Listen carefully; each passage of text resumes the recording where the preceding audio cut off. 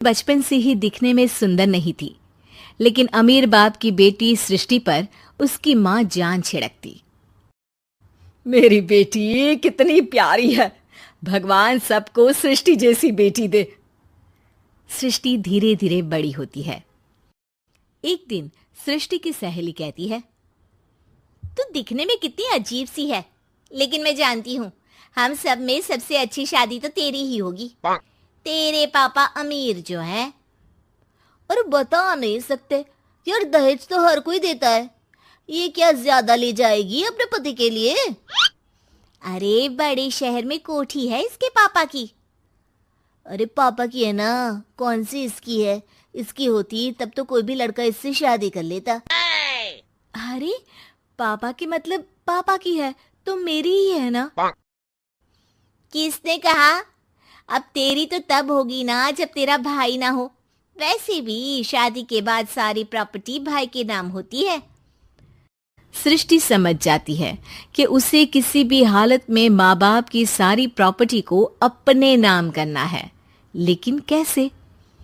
एक दिन सृष्टि का भाई शीनू कहता है, बहन क्या कर रही है? तुझसे एक बात करनी है। अरे हाँ हाँ करना, मैं तो तेरी बहन हूँ। बहन मेरी लाइफ में ना एक लड़की है, बहुत अच्छी है। मैं सोच रहा हूँ माँ और पापा से बात करूँ शादी के लिए। सृष्टि को समझ में आ जाता है कि भाई की शादी होते ही भाभी उसे एक दिन भी घर में बर्दाश्त नहीं करेगी। क्या बात है भाई, बताना कौन है वो? यार वो बहुत अच्छी लड़की है, पढ़ी लिखी है, मेरे साथ जॉब भी करती है। बस एक प्रॉब्लम है। प्रॉब्लम? क्या प्रॉब्लम है भाई? यार वो शादीशुदा है, लेकिन उसके पति ने उसे सिर्फ इसलिए छोड़ दिया क्योंकि उसके माँ बाप दहेज नहीं दे पाए। सृष्टि ये सुनकर न जाने क्यों खुश हो जाती है। अरे भाई तो क्या हुआ, लड़की तुझे तो पसंद है ना? शीनू को लगता है कि बहन उसे समझ रही है। वो इस बात से अनजान होता है कि उसकी बहन की मंशा पूरा घर हड़पने की है। सृष्टि अपनी माँ से कहती है, मम्मी मुझे तो बहुत चिंता है। पता है शीनू क्या कर रहा है? अरे क्या कर रहा है? वो तो काम पर जाता है और वापस घर आता है। नहीं ना माँ, वो यही तो नहीं कर रहा, बाकी सब कर रहा है। आपको पता है उससे प्यार है, और वो भी एक शादीशुदा लड़की से। ये क्या हो गया? मैं सोसाइटी में क्या मुंह दिखाऊंगी? अरे तेरे पापा तो यही कहेंगे कि मैंने ही उसे बिगाड़ दिया है। माँ देखो, मेरी बात मानो, पापा पर भी विश्वास करने की जरूरत नहीं है। अब आप ही बताओ, पापा इतनी देर घर के बाहर रहते हैं क्यों? बोलो। अरे बेटा वो तो नौकरी करते हैं ना। तू बहुत भोली है माँ। पापा का ऑफिस तो 7 बजे खत्म हो जाता है, लेकिन देखो कितनी देर से आते हैं। अरे नहीं नहीं बेटा, ऐसी कोई बात नहीं है। सृष्टि माँ को एक औरत से बात करते पिता की फोटो दिखाती है। देखो माँ, कैसे हैं पापा? मैं ना कहती थी कि पापा सही नहीं है। मैं तेरे पापा से बात करूंगी, दे फोटो मुझे। ओ माँ, वो तो डिलीट हो गई। लेकिन चल, तूने तो देख लिया ना। पापा से बाद में बात कर लेना, और हाँ, मेरा नाम बिल्कुल मत लेना। हाँ माँ। अब क्या था, सृष्टि के माँ और पिता के बीच झगड़ा होना शुरू हो जाता है। सृष्टि के मन में क्या चल रहा था कोई नहीं जानता था। एक दिन, माँ सृष्टि के लिए एक लड़का देखा है, वो लोग शाम को उसे देखने आने वाले हैं। और हाँ माँ, एक खुशखबरी, मैं और पापा मिलकर एक नया बिजनेस ट्राई कर रहे हैं। शाम को लड़का आता है, सांवले रंग का। सृष्टि को तो बिल्कुल भी पसंद नहीं आता।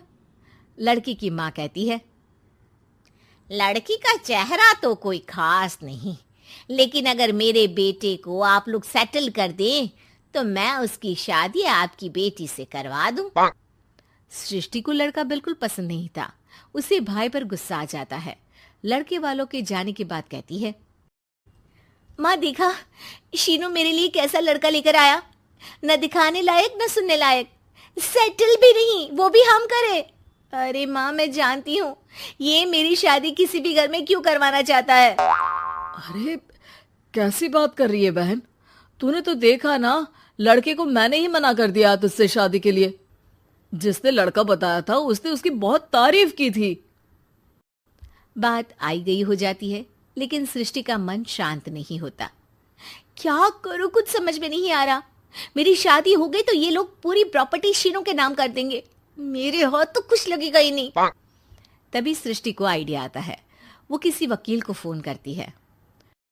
जी देखिए, अगर आपके मम्मी पापा का तलाक हो जाता है तो आपके पिता की आधी प्रॉपर्टी आपकी माँ के नाम हो जाएगी, फिर उसे वो किसी को भी दे सकती है। सृष्टि अब माँ को बेटे के खिलाफ भरती है।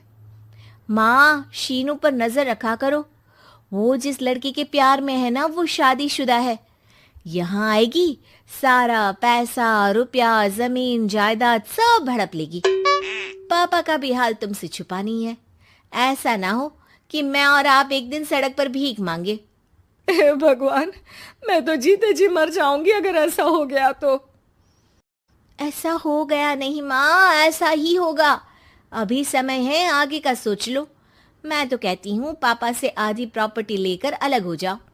पापा की आधी प्रॉपर्टी भी हम लोगों को अगर मिल जाती है ना तो अगले 7 जन्म सफल समझो। बेचारी माँ बेटी के कहने पर पति से तलाक लेकर अलग हो जाती है। सृष्टि अब पैसों से गाड़ी और अपने दूसरे महंगे शौक पूरे करने लगी। उसके दोस्त भी उसके पैसे इस्तेमाल करते। सृष्टि, कल तुम कहाँ थी? मैं सारा दिन घर पर अकेली थी। तो मैं क्या करूं? मैंने ठेका तो नहीं लिया है ना तुम्हें संभालने का। माँ को सृष्टि से ये उम्मीद नहीं थी। वो बैठकर रोने लगती है। वहीं उसका पति यानी कि सृष्टि के पिता आ जाते हैं। मैं जानता था कि तुम्हारा यही हाल होगा, तो आपने मुझे रोका क्यों नहीं? मैं रोकता तो तुम रुकती क्या? सृष्टि के कहने पर तुमने मुझ पर अपने बेटे पर शक किया, लेकिन तुम ये भूल गई कि कैसे हम दोनों ने मिलकर जीवन में इतना सब खड़ा किया। माँ पति के गले लग जाती है। मुझे माफ कर दीजिए, मैंने आपकी कमाई का एक बड़ा हिस्सा गवा दिया। कोई बात नहीं, तुम साथ हो तो मैं ऐसी 7 प्रॉपर्टी खड़ी कर दूंगा। तभी वहां सृष्टि आ जाती है रोते हुए। माँ, मयंक ने मुझे छोड़ दिया। वो बोल रहा था जब तक मेरे पास पैसे थे तब तक ही वो मेरे साथ था। पापा, माँ, मुझे माफ